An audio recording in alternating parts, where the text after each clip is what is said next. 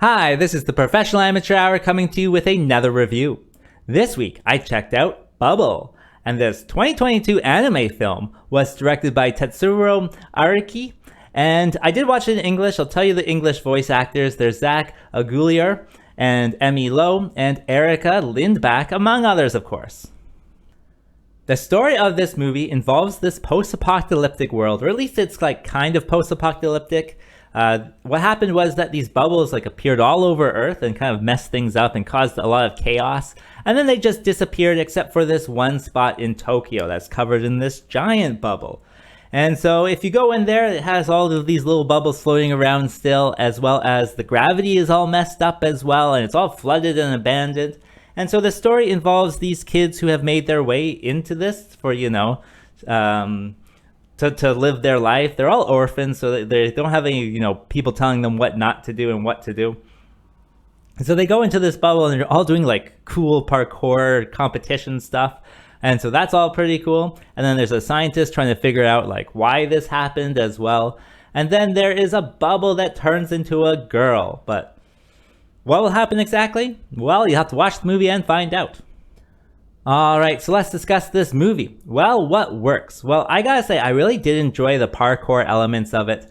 They have this competition against different teams, and they've set up different teams as well, like good teams and bad teams.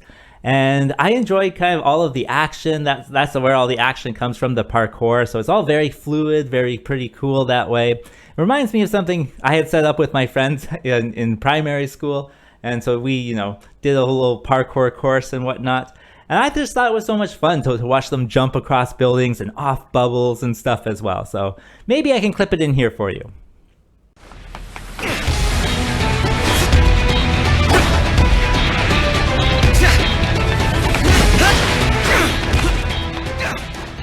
And so yeah, I really did enjoy that aspect of it with all the parkour coolness. In addition, I did enjoy all the character designs. I liked how they looked. Even the bad guys with their Majora Mask type of things. I really enjoyed that. The main character or the main team, they have great hair. It's all like mine that does whatever it wants. And so I enjoyed that as well. So the character designs were really good. Also, the world design itself, I really did enjoy. It's supposed to be post-apocalyptic, which is usually down and dreary and dark and whatnot. But this one, it's all bright and beautiful and bright colors, pastel colors. And it's kind of a refreshing take on, the post-apocalyptic version of the world. So that was great as well. In addition, I did watch it in English, and the voice acting was perfectly fine, I gotta say, in English. I know with Netflix, they plan to have multiple language releases, and so I'm sure they planned for that. But yeah, all the voice acting also worked as well. So yeah, there's lots of stuff to take away that is good from this movie. And that brings me to what doesn't work with this film. Well, the whole story, except the parkour part, I really enjoyed that part. But everything else I thought was dumb. For example, they have this bubble that suddenly turns into a girl. And it's a pretty cool animation. I'll clip it in here for you.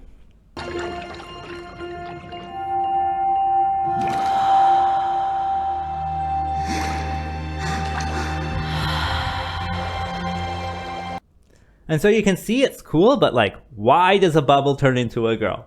I can't answer that. And why is there only one sentient bubble that has enough sentience to turn into a girl? That doesn't make sense to me. And so that kind of seems, completely just out of left field. What else? Oh, the girl herself is madly in love with the main character. And I was just is this going to be one of those animes where this woman just throws themselves at this one character, right? It just throws themselves over and over again. It starts off like that kind of, but they do develop kind of a relationship, not really a romantic relationship later on, even though this movie is labeled as a romantic movie. It wasn't very romantic in my opinion. Also with this one, I did watch the trailer first, and it kind of gave me this Evangelion style of story where I think with Evangelion, the angels are from different dimensions and stuff. And so I kept thinking where are these bubbles from? Are they from a different dimension? Why are they affecting gravity? Is it gravity is kind of bending the dimensions onto each other or something. And so I was just kept asking myself these questions and coming up with like great ideas, but no, none of it's answered. Like in the end, they're just like, oh no, you have to go to that tower or something like that. And you're just like, oh, okay, like that's dumb. I was actually telling myself that by the end, like nothing having to do with the science. It's just do some parkour over there and the world will be saved, or not even saved. Like it's already the post-apocalyptic, right? And so all of that I thought was just really stupid and really dumb, and so I didn't really enjoy it. But you know, there's definitely elements in this movie that I think people will enjoy. You know, the style is quite refreshing. I thought the parkour is very fluid, very cool that way. Just don't expect anything deep, I would say. So who would I recommend this movie for? Well, if you're looking for an anime that's just like a lighthearted parkour fun thing, then yeah, you can turn this one on. However, I would not really recommend it to anyone else. As for a rating, I gotta give it the mildly interesting score of 3.4. And with that being said, I think that's all I wanted to say, so like and subscribe, and I'll see you next time.